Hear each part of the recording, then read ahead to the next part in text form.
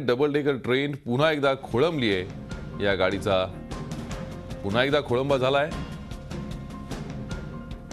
4 तास उशिराने धावणारी ही ट्रेन गेल्या 2 तासांपासून कासू स्टेशनवरती खोळंबली आहे। त्यामुळे प्रवासी संतप्त झालेत। पेण स्टेशनवरही हीच ट्रेन 1.5 तास उभी होती। त्यामुळे गणेशोत्सवासाठी कोकणात जाणारे प्रवासी संतप्त झालेत। अत्यंत महत्त्वाची बातमी सध्याची।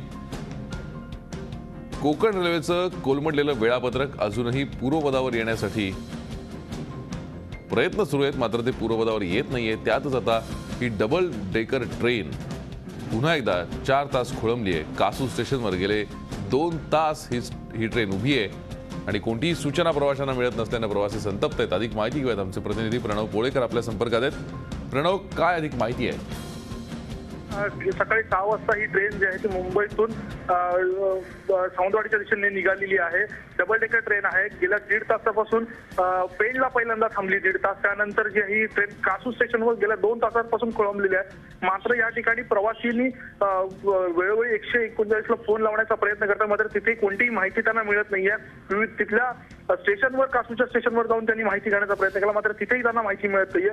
ते रत्नागिरी स्टेशनलाही फोन करतात, मात्र तिथेही माहिती मिळत नाही। त्यामुळे प्रवासी संतप्त झाले आहेत। मोठ्या प्रमाणात त्या ठिकाणी आता कासू हे असं स्टेशन आहे की तिथे काहीही मिळत नाहीये त्यांना खायला वगैरे, आणि या डबल डेकर ट्रेनमध्ये अजून पॅन्ट्री सुरू नाहीये, पाण्याची व्यवस्था नाहीये। त्यामुळे प्रवाशांचे मोठ्या प्रमाणात हाल होतात आणि कोकण रेल्वे मार्गावरून धावणाऱ्या सर्व ट्रेन हे 7 ते 8 तास उशिराने धावतात। त्यामुळे प्रवाशांचा कुठेतरी जो संताप आहे तो आता अनावर झालेला आहे। भूषण, धन्यवाद प्रणव या सविस्तर माहितीसाठी। आपण पाहतोय गणेशोत्सवासाठी कोकणात जाणाऱ्या प्रवाशांचा पुन्हा एकदा खेळ खंडोबा झालाय। डबल डेकर एसी ट्रेन 2 तासापासून कासू स्टेशनवरती खोळंबली आहे। त्यामुळे प्रवासी संतप्त आहेत। कोणती माहिती मिळत नाहीये। 139 नंबरच्या हेल्पलाईन नंबरवरती फोन करूनही त्यांना कोणती माहिती मिळत नाहीये। झी 24 तास रहा एक पाऊल पुढे।